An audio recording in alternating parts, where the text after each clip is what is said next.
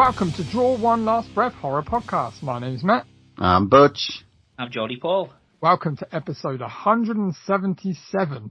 We have been to Shudder to watch a film called Bloody Axe Wound. Yes, you heard me right. And Jolly Paul's got a special something to scream about in the middle. And not only that, we have our movie from the vault. How the devil are you doing, guys? Very well. Very well. Good, How are you? Good. Yeah, very good. Chipper. Good. Butch is full of beans. Like I've got my own bloody axe wound. He's full of something. Anyway, what have you guys been watching? We'll start with Mr. Butcher, because he's normally got about 50 things, and we've got all night, so off you go. Nothing. Oh my god. Wow. I sort of fast forwarded through Shark Side of the Moon, tried to get through it, Somebody but has to. it was not going to happen. I've got a couple of things on my watch list for next time, which one is called Spontaneous, which I'll be talking about, which is some fucking, like a school, I think it's moved from 2020, where people spontaneous combust in a high school, and they don't know when it's going to happen to them. I feel like I've seen it, but I don't know. I think you've seen it. I think you've talked about it on the podcast before. I'm going to have to watch it. I feel like I have, but I don't know. I haven't got it on Letterboxd, so I don't know. That rings a bell, Butch. I think you might have seen it. But Watch it. by all means, watch it again.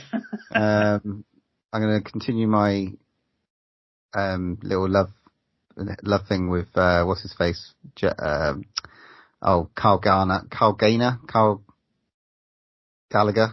You know, from can't remember his name. Kyle Gallner to everyone. Let's call him. But yeah, I've seen Passengers up on Amazon, so I'm going to watch that. So there's stuff to watch, but I haven't watched anything apart from Slow Horses for the last couple of weeks, which isn't really horror. It's just like, you know, some cool sort of dirty Gary Oldman as a spy. Really, it's good fun. So Every week. You always do it every week. Anyway, Mr. Paul Stevens, have you watched any horror this week? I watched some Barney the Purple Dinosaur. No, I'm only kidding. You only watch one thing, guys. I watched a film called I Will Never Leave You Alone. It was on Arrow. Well, that's what Butcher always says to me. It's true. It's like an independent film with a bit of a budget, so it's kind of something that you probably expect to watch at Fright Fest. It was a bit of a slow burn, but the end was fucking mental. And then halfway through, something happens, and it kind of has kind of coffee table vibes. I won't be watching that then. No, it's basically about an ex-con who gets out of jail, needs a job, and his probation officer puts him in touch with this estate agent who he has to house sit for potential buyers, because they won't buy this house because someone died in it, and it's this like apparently some like Japanese ritual of cleansing the house, so someone has to stay in it to cleanse the spirit anyway. And some shit goes down basically based on some like local kind of legend type of thing, and it ties in with his like story, and you find out why he was in prison and all that type of stuff. It's alright, yeah, it's good. Like I said, it's a bit of a slow burn, but at the end of it, I don't know if you want to spoil it in case you want to watch it, but the end of it's really like shocking. But yeah, that was all I watched. Oh, actually, saying that, I am halfway through the last season of Invincible as well, which I am loving. So yeah. Good. Well, I got a Friday night to myself, so I'll find some dirty horror tomorrow night to watch. I wonder what you're going to say then. Matt, what about you? What have you been up to? So yeah, I revisited two things actually that I've seen before. One was I sat down with the wife and watched Substance again. Nice. Okay, now that was a long night. Yeah. So yeah, she enjoyed it. She thought it was really, really good. Yeah, so that was really good, like watching it again, to be honest, because, you know, obviously I've only seen it once at Fright Fest, but yeah, revisiting it was good to see all the extra little bits and pieces that I missed first time round, so that was cool. And then I thought I saw a little blurb online about it, and I really wanted to see it again. I went and watched Instant in a Ghostland again, because I was like, that film was so good. I thought about watching that the other day. It popped up. Yeah, it did pop up somewhere. Geordie Paul, have you seen it? No, I still need to watch it. I've got the DVD. I think one of you might give us it. Probably. But yeah, I haven't seen it.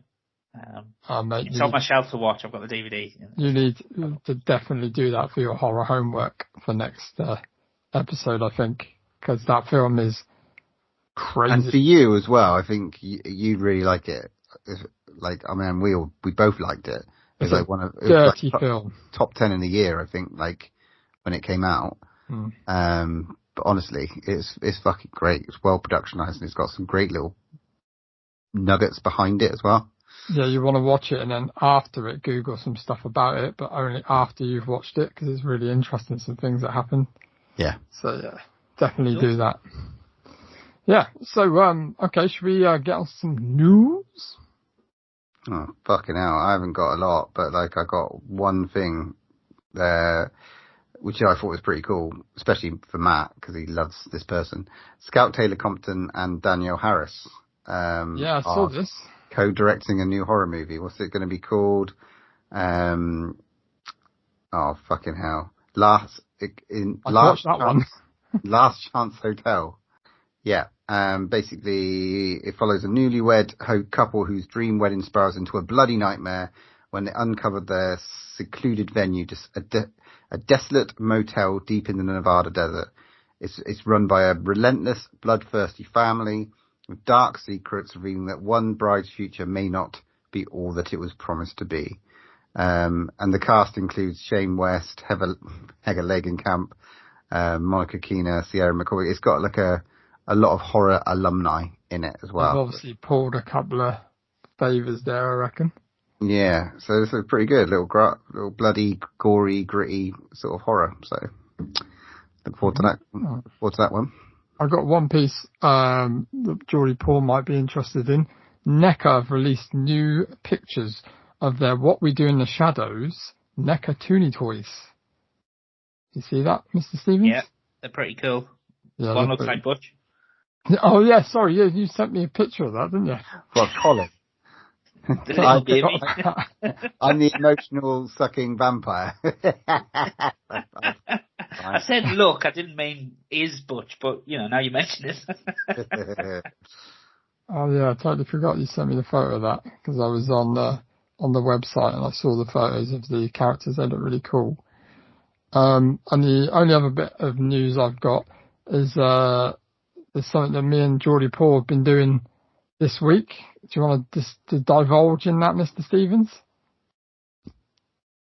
He's forgotten already with a puzzled look on his face. We've been making some Lego. Lego. Yeah, no, you say it, mate. You say it. So there was a guy that posted on Instagram that he'd made an alien face hugger from basically, it's the best. It's an Easter set, which is brilliant because it ties in with eggs and everything. Out of the Cute Bunny Lego Easter set. That's only about $17.99. And literally he's found a way of making a face hugger out of it. And it is genius. Mr. Stevens, you've made it, right? Or your son did? Well, my son did. My 6-year-old made it. Fair play, because it's not easy. It's not easy. But it's funny because it's a creator model, right? So it's 3 in 1 already. Isn't that right? Yeah. Now it's 4 in 1. That's awesome. I saw the pics on Indie. It looks fucking great. So yeah, well done, lad. That's fucking fair play. Great. Not bad for $17.99, I tell you. There's currently one on display in HMV in Dublin. Nice.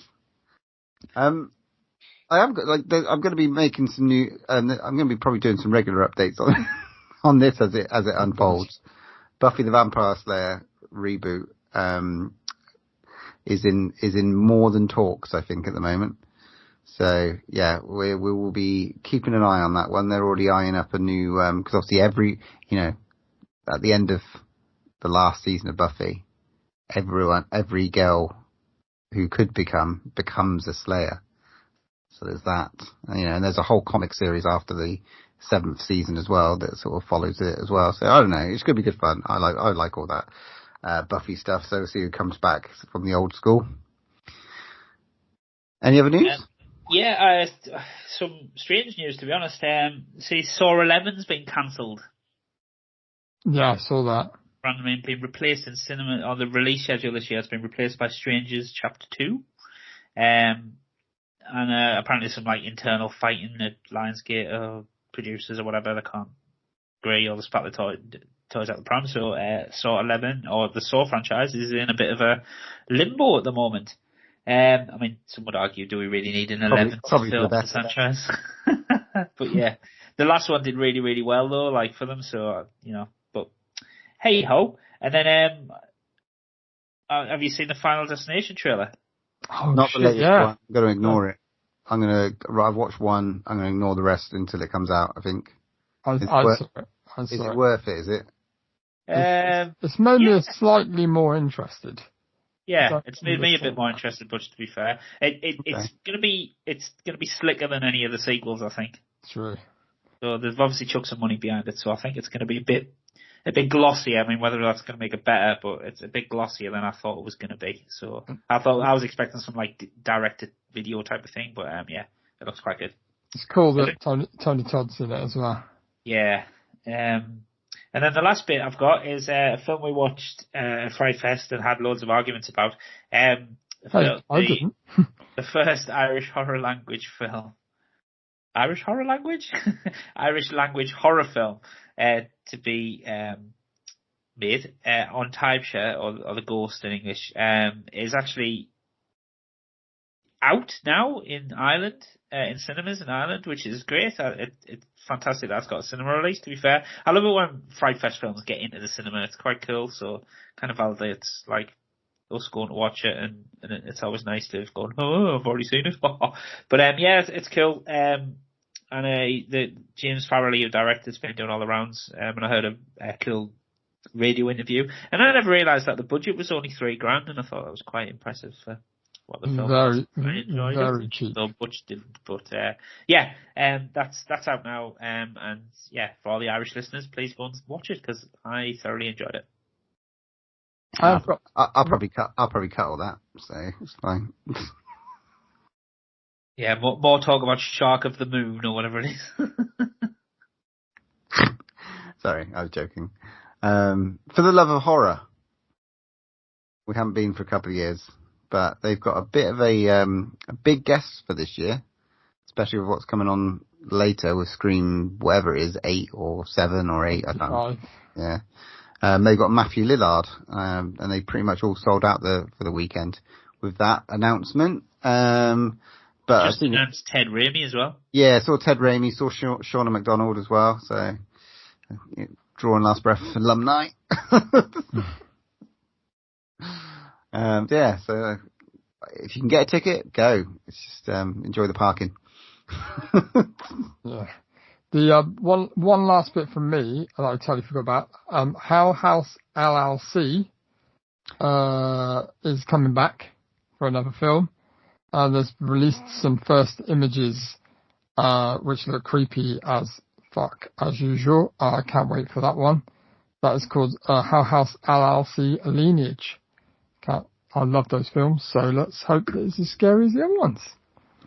Brilliant. Yeah, love a bit of fan footage. Let's get to our main review.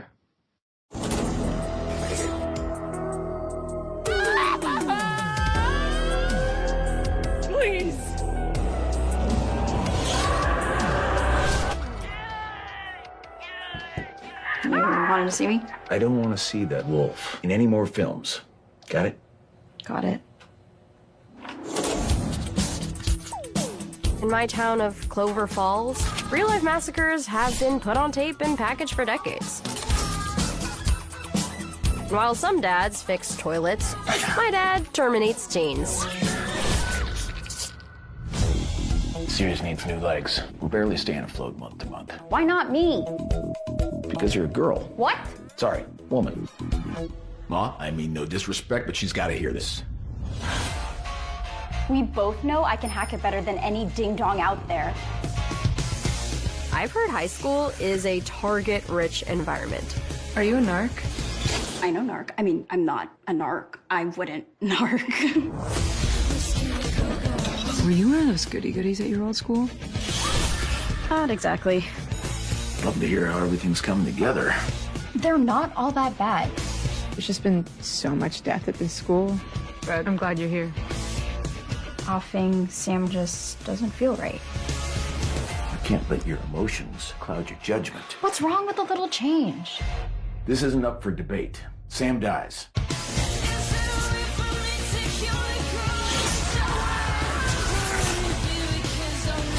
Kill her.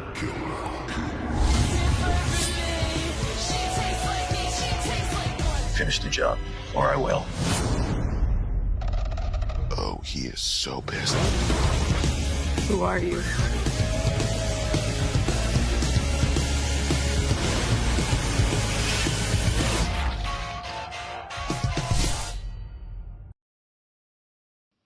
Okay, this episode's main review, we have gone to Shudder. And we're watching we watched Bloody Axe Wound. A little bit of a synopsis for you. Abby Bladecut's family business, a video store, has thrived by disposing of teenagers to mimic horror movies. As the first female slasher, she battles gender bias while realizing the harsh realities behind the mass murders. It's a bit spoilery. All right. Fresh and new. What we thinking? We are going to spoil this. Yeah, big time. We've got to, I think. So Paul, come on. What do you think? This film isn't made for me. That's what I think. I don't know. I kind of struggled a bit. I felt like I felt the first half of the film trying to work out what the point of it was. You know, you say a video store that's thriving under these videos, but it's not anymore, really, is it? And I just thought I struggled with the central kind of like, how do they get away with making snuff films but have a high school? I didn't get it, if I'm honest. And then yeah, I don't know. Too meta for Paul. Come on, Matt, what you got? Give us some thoughts. Look, the thing is, I opened up and I thought, oh, this looks good. This looks really interesting. And then it just got going, and I was just like, I didn't really like the premise of it, and I didn't like where it went, and I don't think it done anything different.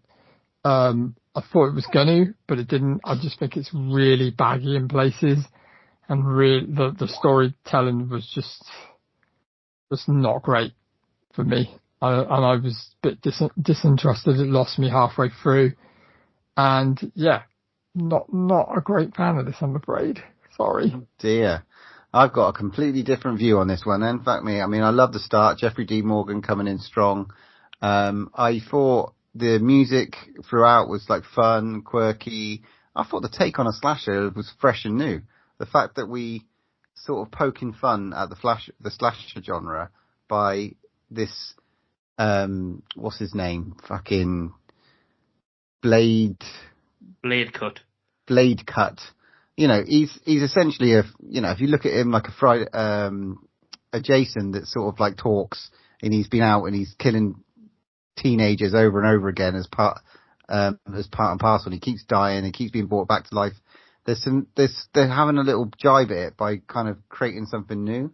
And then you've got this horror obsessed adopted daughter who just wants to be part of it and wants to get involved. Obviously she's probably been shot, killed before as well. It's just weird. We don't know which way.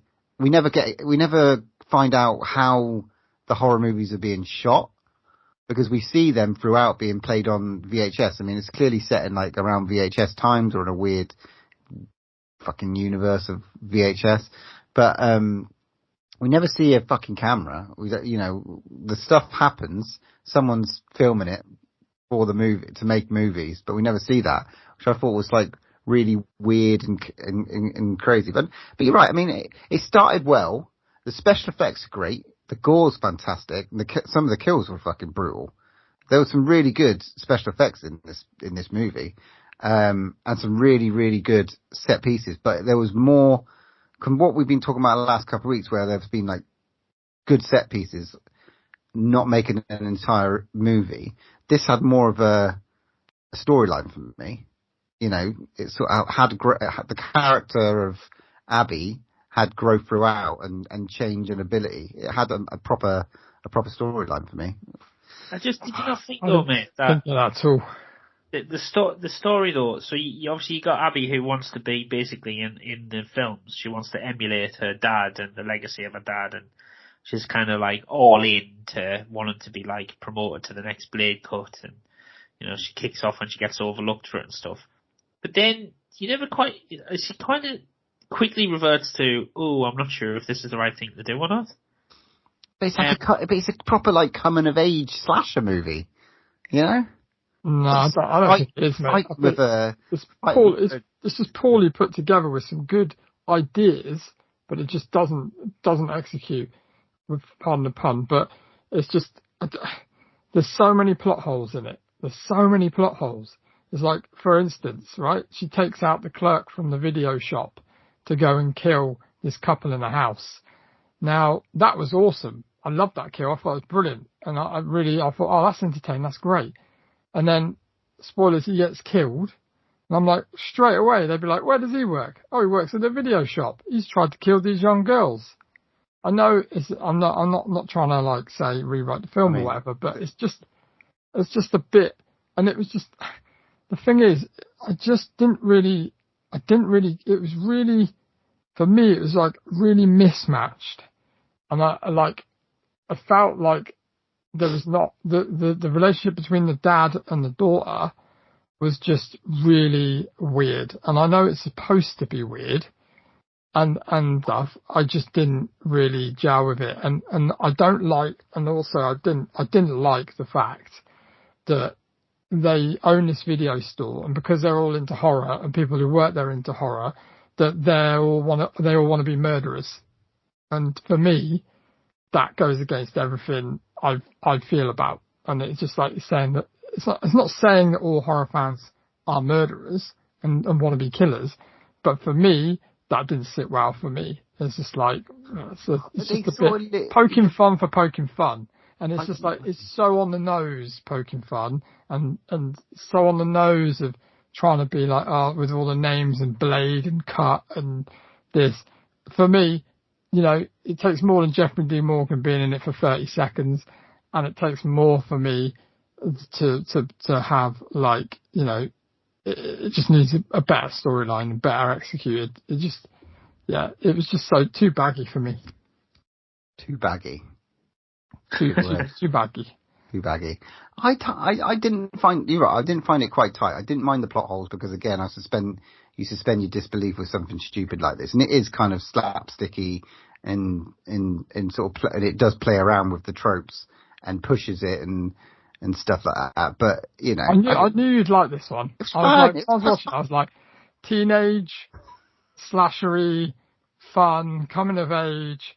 I think, look, if I was younger, then tick, tick, tick, tick, tick, it's ticking loads of boxes for somebody who hasn't seen a lot of horror that is introduced to this sort of thing alongside watching some slashers, then yeah, I'd probably dig it. But like Jordy Paul said at the start, I don't think this is really made for me. I don't think it's made. I didn't mind it. I like the musicality of it as well. It had some good a good soundtrack to it. Well, are we right in thinking her dad is just like part of the community and everyone knows who he is? Because he just drives around in the middle of the day and he's quite conspicuous as essentially a zombie. It's like he's just a fucking, you know, a video store owner that's got this fucking fucked up face that's, I don't know, he's obviously been hit in the head far too many times by... He's died 9 times. It didn't really explain that though, did it? Did it explain that at the start? No, but it didn't. That's the whole point. It led you down... Like, am I supposed to get why he's coming back? And why he looks like Deadpool without a mask? I don't think it matters. I think, like you said, like the fact that you've watched those fucking sort of movies, and if you treat it like the fact that, you know, the stupidity of the fact that Jason comes back every time. Yeah, but what if you haven't seen those movies? It's almost like, what's that movie? Was it Final Cut or something like that they went into the horror movie, like into a campfire movie sort of thing. I don't know. It's a campfire tale, a coming of age slasher movie sold from the point of view of the killer in a way. Did anybody else feel a little bit kind of like a bit weird when there was a bit in it where she goes to a girl's house that they clearly didn't kill outright, that was basically that's paralyzed? I thought it was dark. That was like, I was like, I don't even think that's like, I don't think this is the problem I had with it. It's like 1 minute it's like being slapsticky, and then it goes to this house where this girl clearly can't function anymore, and she's got a neck, like this whole head thing, neck brace and all this, and she's like, just kill me, because like she's done with life. That was so dark. Do you know who that is as well? No, I didn't. It's the lass from The Walking Dead. No way, really?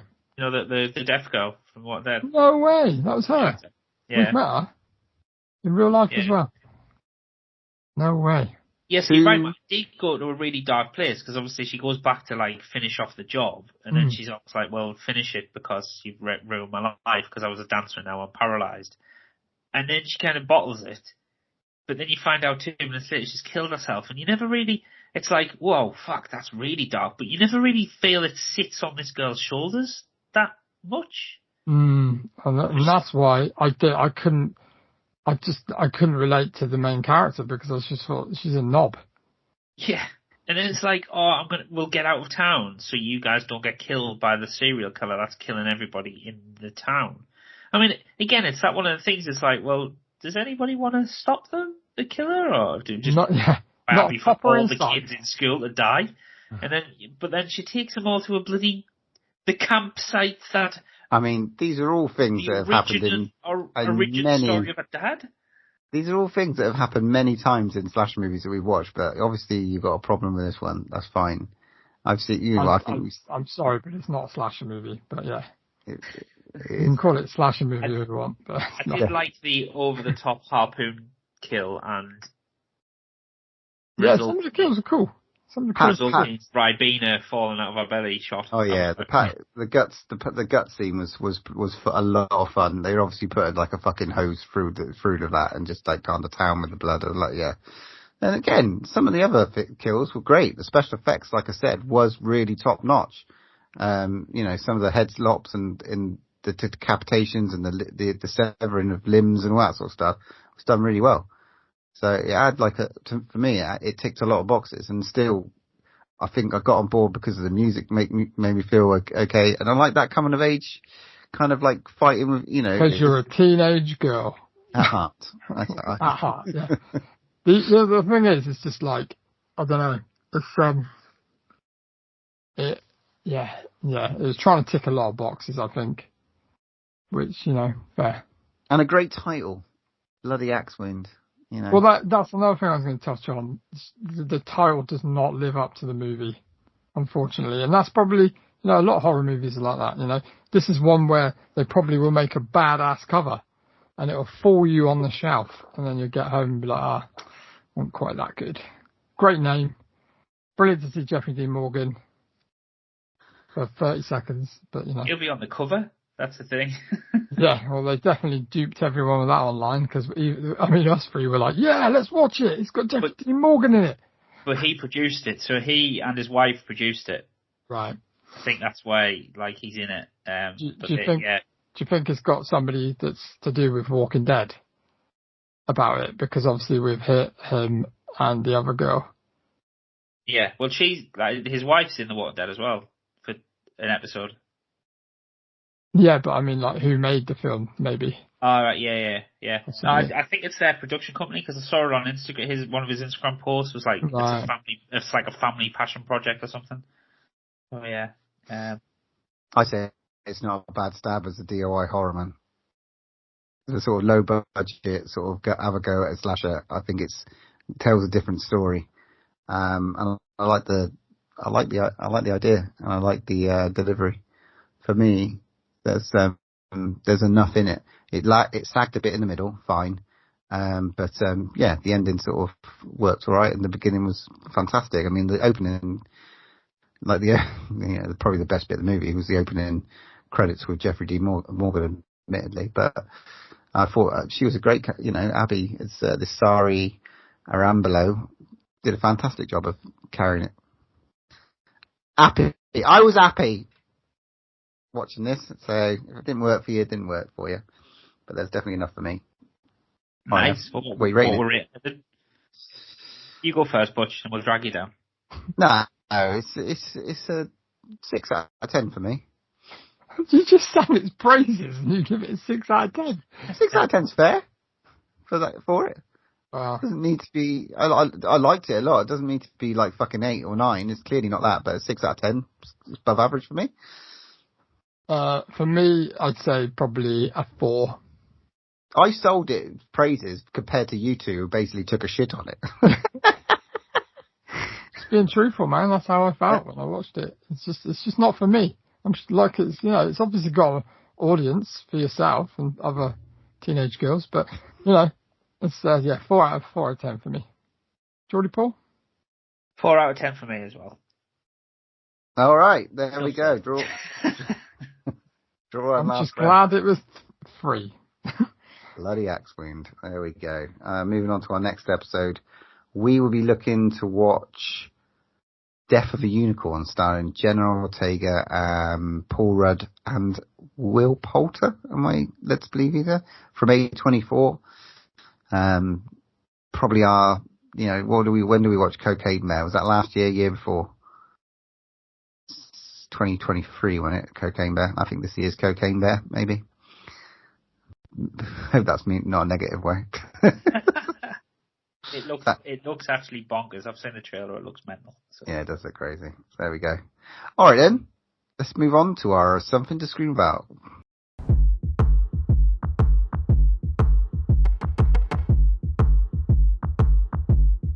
What do you want from me? Why don't you run from me? What are you wondering? What do you know?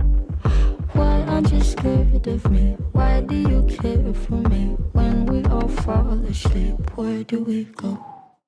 Okay, guys. This week, something to scream about. Basically, something terrible happened, and my family and all of your families are currently being held hostage, and we have a mission. I used to have a mission anyway, and it's going to be hard. And I don't know how you're going to do it, but you have to, otherwise all of your families die. All right? That's what I've been told. So basically, enough of the seriousness. I have films. I have 6 films from every decade from the 60s. So we have 60s, 70s, 80s, 90s, 2000s, and 2010. Out of them 6 films, you need to pick 2. And the rest of the films disappear from memory for everybody in the world forever. What happened to my family? What's that got to do with picking movies? Well, because it saves you going, I'm not playing this game, it's too hard. So that's why your family's been captured. Okay. What if I don't care about my family? I care more about this film than my family, yeah. Or if me and Matt got to agree. No, God, I wouldn't put that on you. Okay, so these are the rules, guys. I've got the 6 films now. It'd be too easy to let you pick them. So you basically you've got letters to pick, and I've done them in random, so they're not in order of like decades or anything. So you just need to pick a letter between A and F, and then we'll go through the decade, and then I'll say 6 films. You might want to write them down so you don't forget, so you can like literally quickly ponder. But your brains are probably going to explode on which ones that films will get deleted, remember, forever. And they will cease to exist. So, who wants to go first anyway? Be my guest, Mr. Butcher. You can go. Yeah, I mean, I still don't get the rules, so carry on. Do you want me to do that bit again? No, 6 films. I need you to pick 2 out of the 6, and the rest Why of do the I need to write shit down, though? Forever. All right. Well, all right then. If you remember 6 films, that's great. No worries. Cool. I won't. So, you need to pick a letter between A and F. Okay. I think I can remember 6 films. I don't think I need an A to F. I don't understand. It's just to pick this is to. Oh my god. It's just to pick Sorry, ladies and gentlemen. It's just to pick the decades. Oh, okay. C. C for cunt. Right. So C, Butch. C is. Yeah. There's also D, daft cunt. So C is the 60s. Okay. So you have to pick 2 out of these 6. Now this one might be easy for you. Yeah, Might not give you too much grief, but so so the 2 films out of this group of the 60s, and the rest of them get lost forever. So you have Psycho, Rosemary's Baby, Night of the Living Dead, Blood and Black Lace, The Birds, or Village of the Damned. So which 2 are you going to pick to save forever and the rest get bitten? I mean, you go first then, Matt.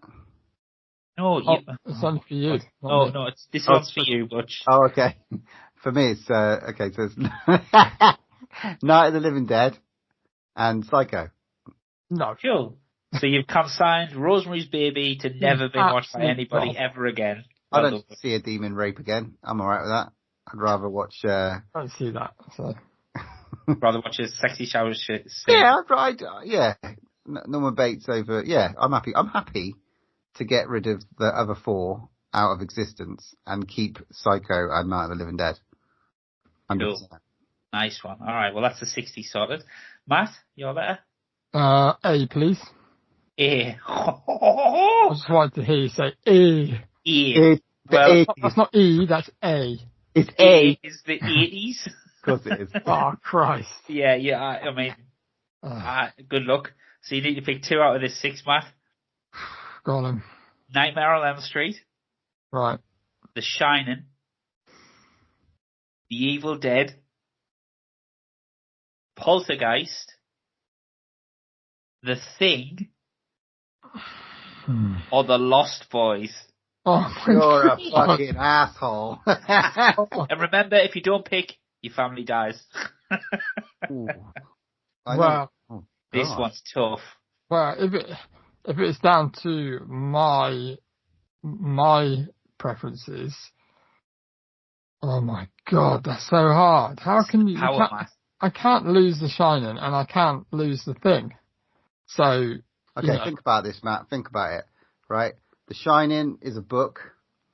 It can be made again. I know Kubrick's dead, so it won't be made like that.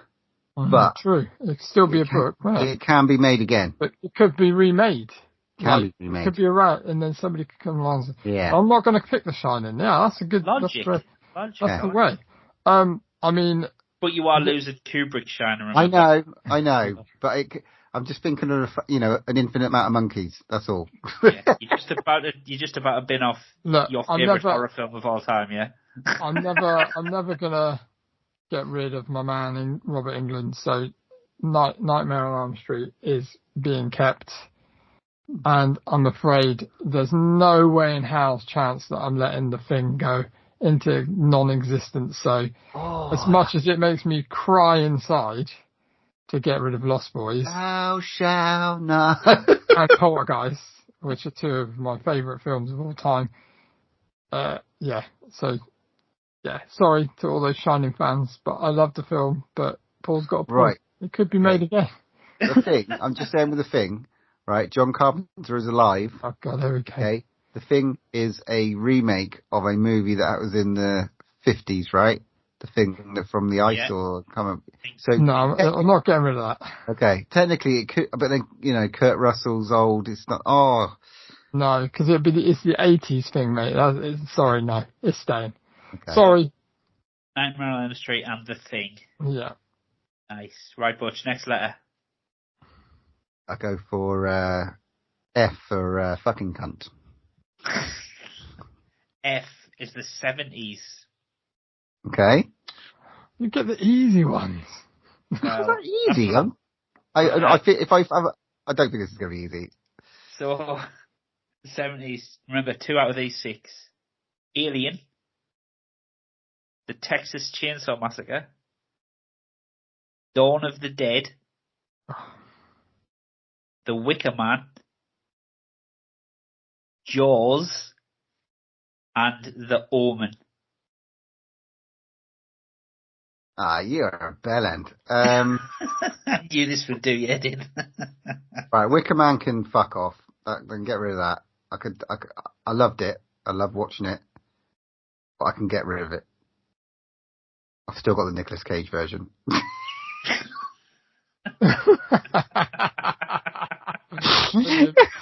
Brilliant. Dawn of the Dead is like, it's my favourite. I mean, me and Matt, bonded over that. That's hard. Alien. Yeah, because if that movie didn't come out, maybe we wouldn't have been as good friends as we are now. Yeah. Get rid of it. Spin it off. Like Spider-Man No Way Home. Just forget about him forever.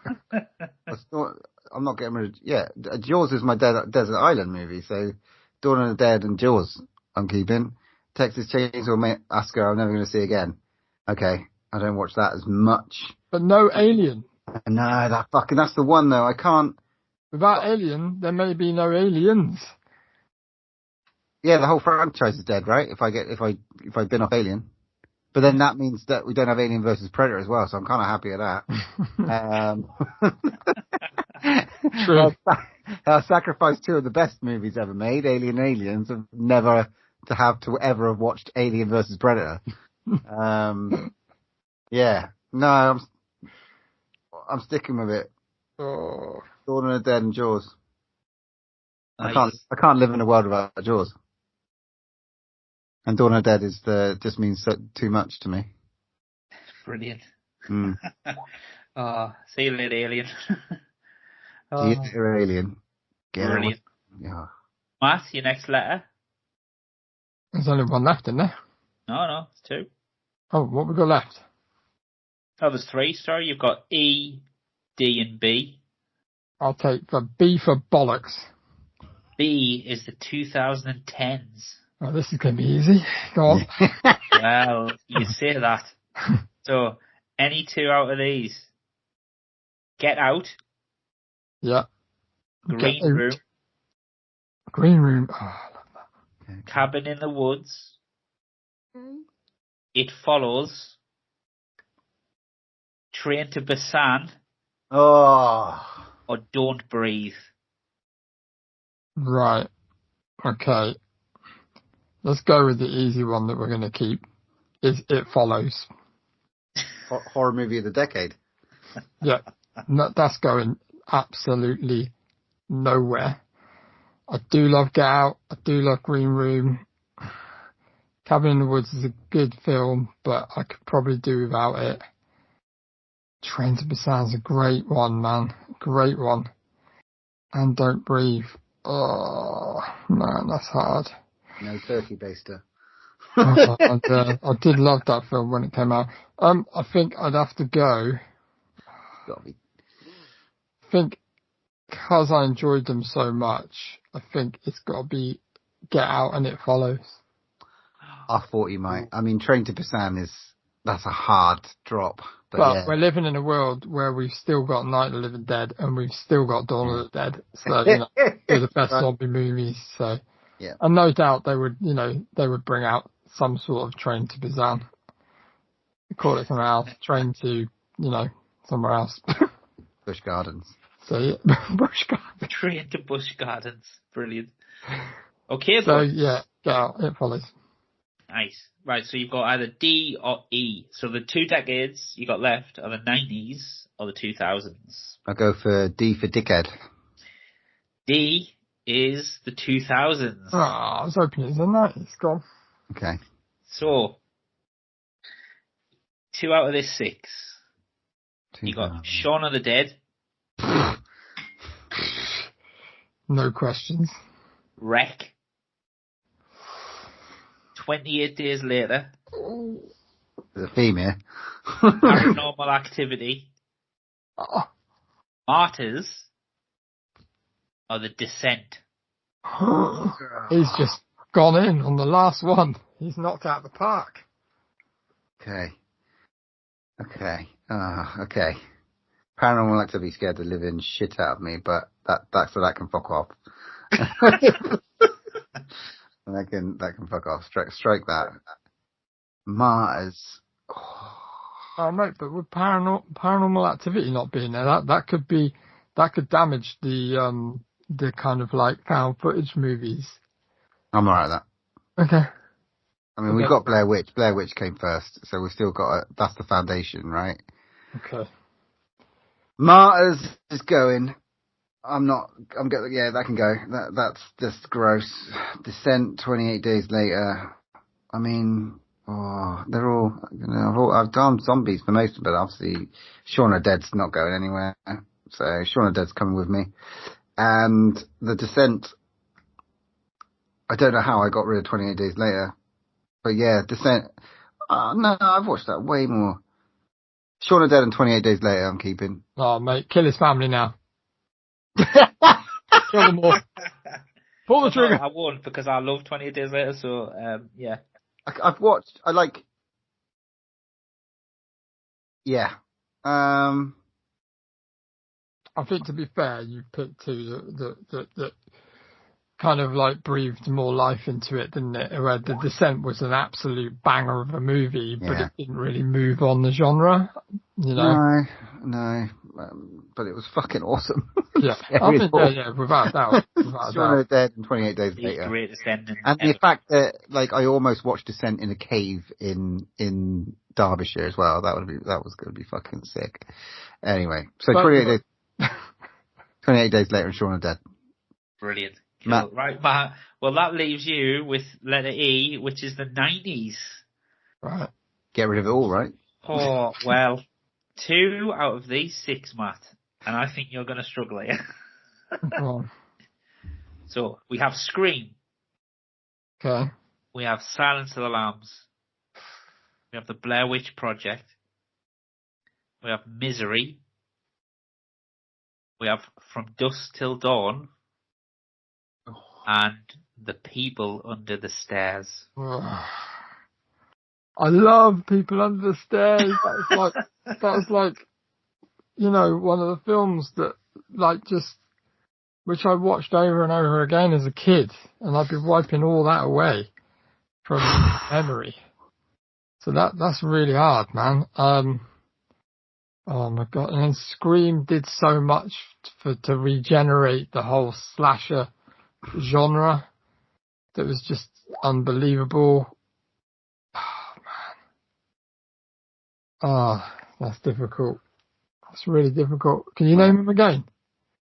Scream, Silence of the Lambs, Blair Witch Project, Misery, From Dusk Till Dawn, or The People Under the Stairs.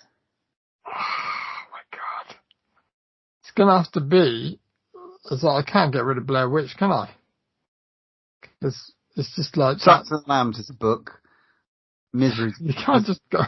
Misery's book. Yeah, I'll have to go. As much as it pains me, it's gonna have to be Scream and Blair Witch. Sorry. I think Matt's got through the ringer. He's basically sacrificed himself for the genre. Yeah, he's done an Iron Man. Yeah. He's literally like, he's gone, I am Iron Man, I'm going to save the world and sacrifice the Lost Boys.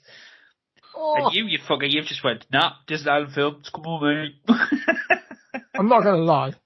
I would have killed my family lists ago. That's more. They'd have been dead in the 60s. Yeah. Even the 60s. Oh, Christ.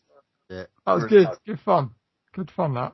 That was good. I like that. It's nice to put you through the ringer. Give you some mental torture for a change. Brilliant.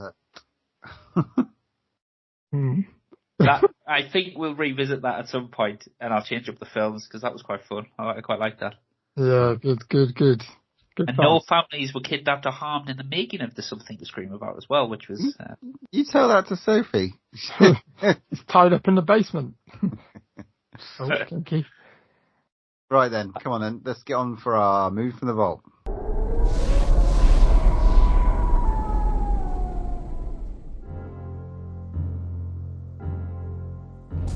A deadly experiment. A freak accident.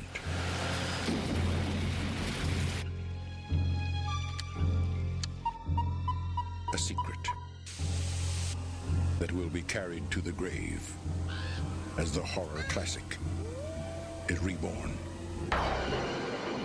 Return of the Living Dead, Part 2. Jesse will be the first to know. Billy will be the first to go. We've got to get out of here. Get to a phone. 7 of the living against an army of the dead, starved for life.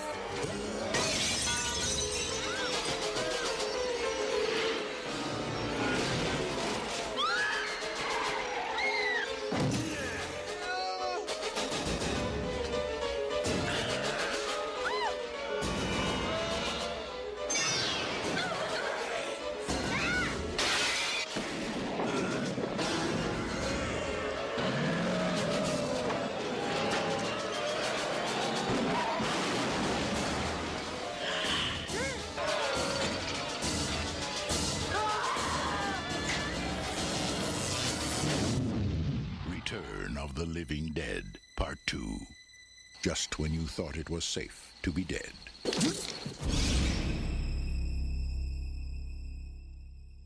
Okay, so I picked this episode's move from the vault, and it is Return of the Living Dead Part 2. Curious kids unearth the barrels that previously helped revive the dead, which proves the second time's an undead charm. So yeah, this one I picked. I haven't watched this for a long time. It's one of those ones where I rented from the video shop time and time and time again.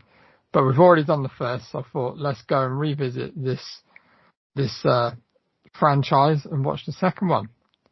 So, Geordie Paul, what did you think? Well, I've never seen this before. Oh, really? I don't think I've seen the first one. What? Yeah, I've just not seen them. You've not seen Return of the Living Dead? No. Oh, for God's sake, what? So yeah, no, I've definitely not seen the You second didn't know one. what was going on there. Well, no, I mean, we did know what was going on. It's not exactly fucking hard to work out the plot, man. There were a couple of dialogue bits which I kind of asked about. This is your introduction to Tarman, and trust me, like, oh mate, you need to go and watch the first one. You've got 2 bits of homework now, mate. Good luck with that. Right. I mean, I was quite impressed at how many different intonations of the word brains you can do in a film. Brains.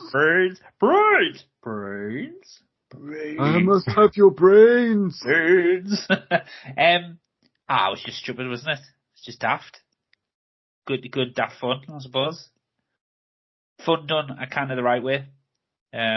Nonsensical plot. Just terrible acting. But great effects. And yeah, just kind of just tick boxing, toxic waste, check. Zombies, check. Like kids in peril, check. It was good. I enjoyed it. I had a good time with it. Butch? Your suburban zombie horror movie. This has got, you think about like the new Dawn of the Dead, like, not the new one, but the 2004 Dawn of the Dead Zack Snyder did, started all in suburbia and stuff like that. Sort of basically got it from here. Third one sort of does that as well. I mean, I've seen this a number of times again, like along with Return of the Living Dead and the third one, Return of the Living Dead 3. Yeah, I love this franchise. I love the things that come out of it. I love this one is better. This one, I mean, they just don't die. That's what I love about it. It's just like you can't kill them. They just fucking keep coming. You know, it's not like your Walking Dead where you fear you can stab them in the head or chop their head off and they can go. These guys are toxic waste zombies, and it's such a cool fucking concept that you know, with like, for me, like, when I was a kid, the zombies were always like brains. It was always about the brains and stuff like that. But when you watch like the original, like Night of the Living Dead and Dawn of the Dead, it wasn't about that really, was it? It was just about them just idly going about their business until, you know, a human comes around and they go for it and just munch on it until that comes in it, a zombie. This was just like, I need brains. And that was, I don't know, it's just fucking fun.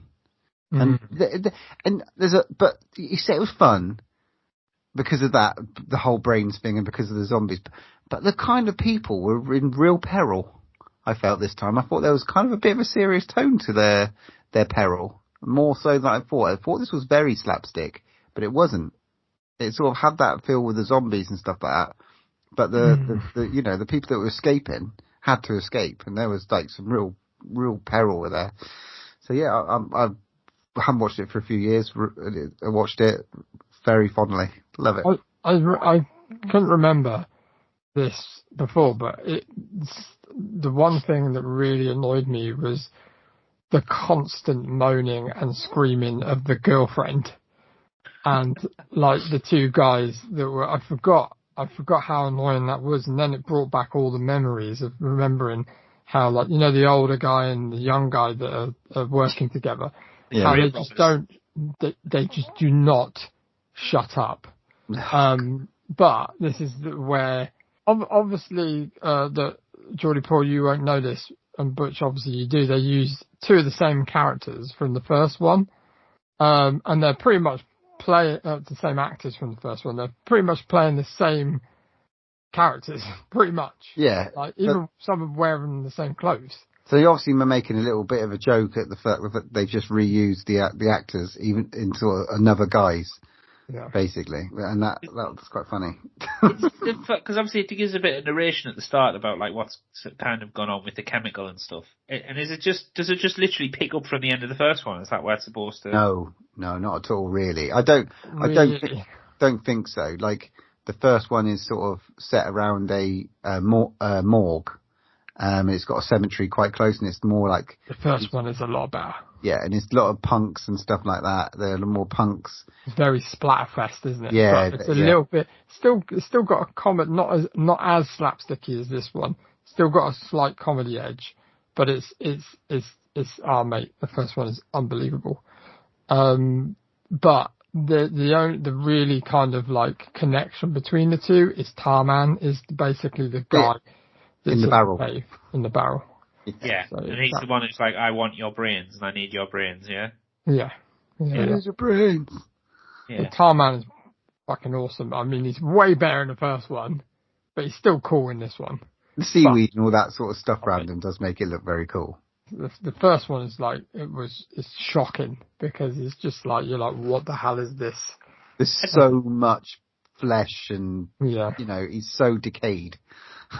And it's like everything everything that they do to sort of get rid of him just doesn't work. It's one of the things I thought though, guys, watching this, is I thought there was going to be more like practical stuff. So I know there was a lot of zombies, a lot of obviously makeup gone into it and stuff, but I thought there'd be more like blood and guts and kills and things. You know what I mean? Looks like I think they blew their budget on more, like you said, like more zombies and more kind of locations and all that sort of stuff, rather than I can see what you're saying there. Yeah. I did like the varying like intelligence and humor of the zombies though. Like every zombie had its own kind of personality.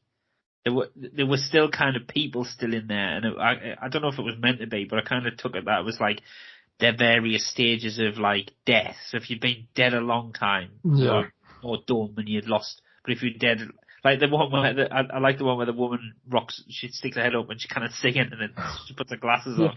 That was very funny. I did laugh. The one I like is when they get through to the hospital, and he's like, "Oh, come here, we're safe. This is where the hospital is." And then the doctor goes, "Hang on a minute, who's the president right now?" And he obviously says someone from absolute time ago. And they're like, "Yeah, definitely not." I like the pervy one who stopped to stop the brain eating to watch the aerobics video. That was quite funny. Yeah. Oh mate, you need to go and watch that first one. You really do, man. It is so good. And I've got a soft spot for this one, but I'll be honest, it wasn't as good as I remember it when I was a kid. It was a lot more fun when I was a kid, because I think it was like I really related more, because the kid was probably about the same age as I was when I was watching it. Maybe I was a tad older, maybe, I don't know. But I just remember it being so cool because it was wrapped around this kid that was like the centre character running from these zombies and stuff. And it's crazy, right, how I think they must have thought, we really want someone who is just like the girl out of Goonies. Yeah. And just like Bran out of Goonies, sorry, Bran. And yeah, and they couldn't be more like those characters from Goonies, even if they tried. It's like crazy. I do love it how much of a hero he is, and he can rewire electrical power stations and stuff. Yeah. Yeah. Yeah, and the zombies are good. They're good fun. There's a lot of them. They get up to stupid stuff. There's a lot of angst. There are some like real character level sort of with these zombies and stuff like that, especially with like the guy in the suit, and in the one that sort of like gets his legs chopped off and he's still got his hands and stuff like that. So, and even like the annoying girlfriend and stuff like that. That was quite dark. You know, she was all sort of her giving herself to her boyfriend and stuff like that. She's running away, and then she's like, "No, yeah, okay, you can eat my brains. I must eat your brains." And the weirdest thing about that, all right, they never revisit that. No. No. It's so. It is what it is. Your brain smells so spicy. Yeah. And she just goes, "Yeah, go on then."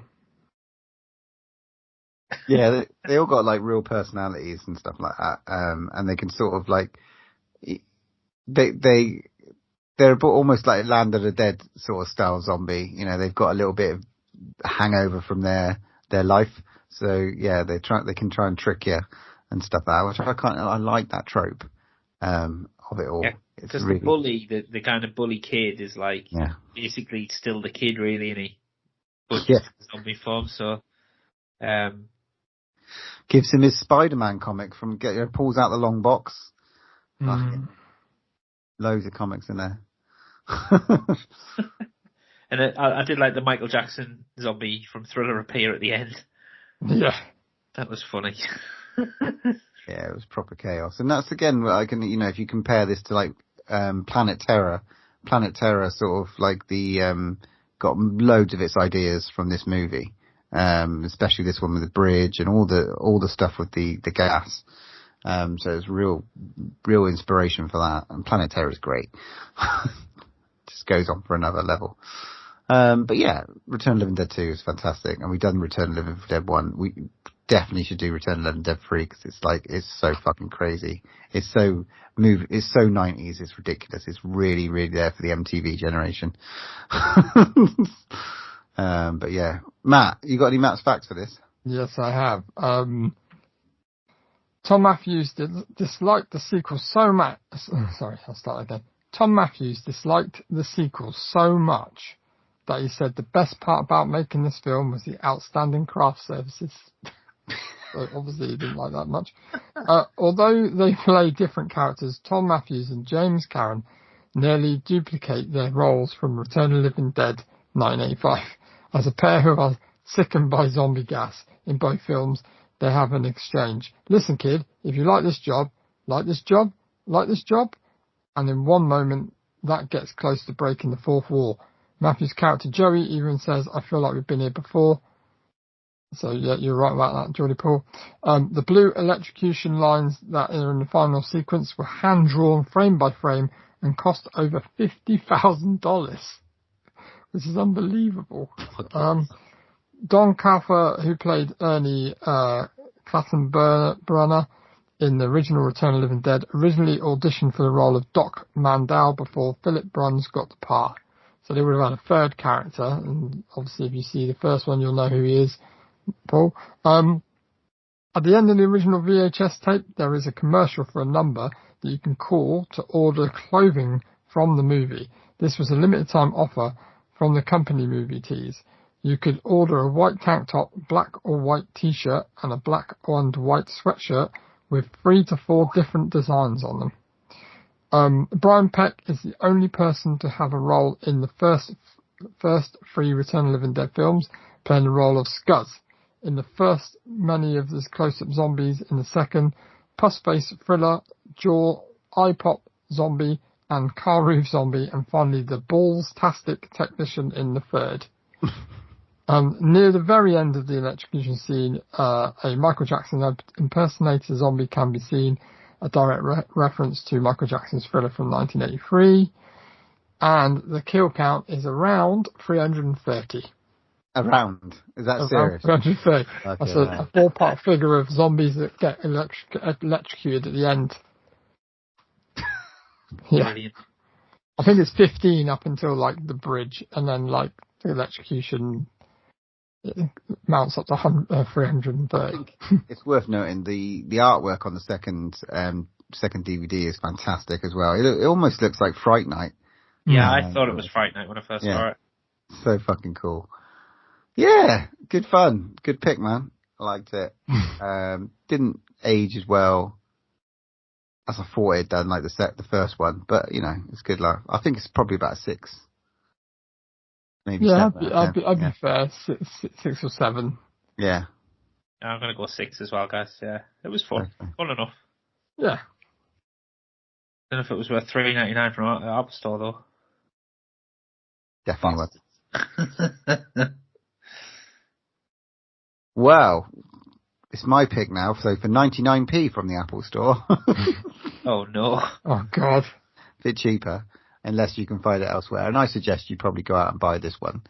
And if you can, it'd be definitely worth it. We talked about it on. I don't know if we talked about it in the pod. I think we talked about it afterwards.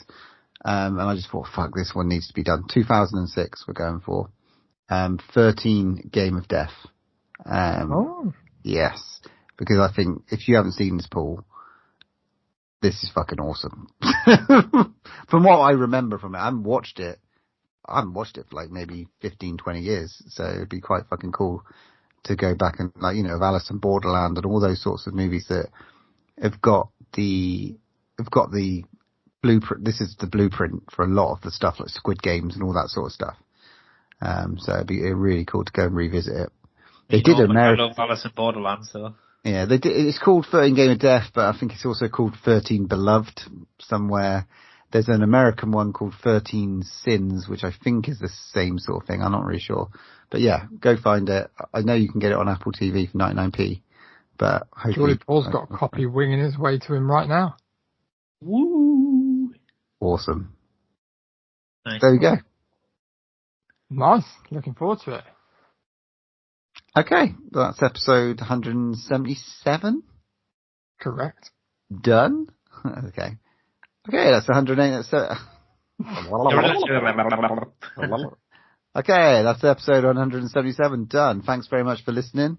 If you want to recommend any movies or get involved, tell us what you think about the movies that we watched. Just listen to for the social media. Send Matt an email, text, whatever. He'll give his number out. Moving on to episode 178, we will be doing Death of a Unicorn, A24's Death of a Unicorn. Something to scream about. We'll be coming at you with something as emotionally charged as what Paul came up with today. And then I just picked from the vault this absolutely stunning Asian movie, 13 Game of Death. And there's only one more thing to say. When there's no more room in hell, here's another podcast. I am the devil, and I am here to do the devil's work. You can follow us on Twitter @DrawOneLast, Instagram @DrawOneLastBreath, or pop us an email at drawnelastbreathpod@hotmail.com.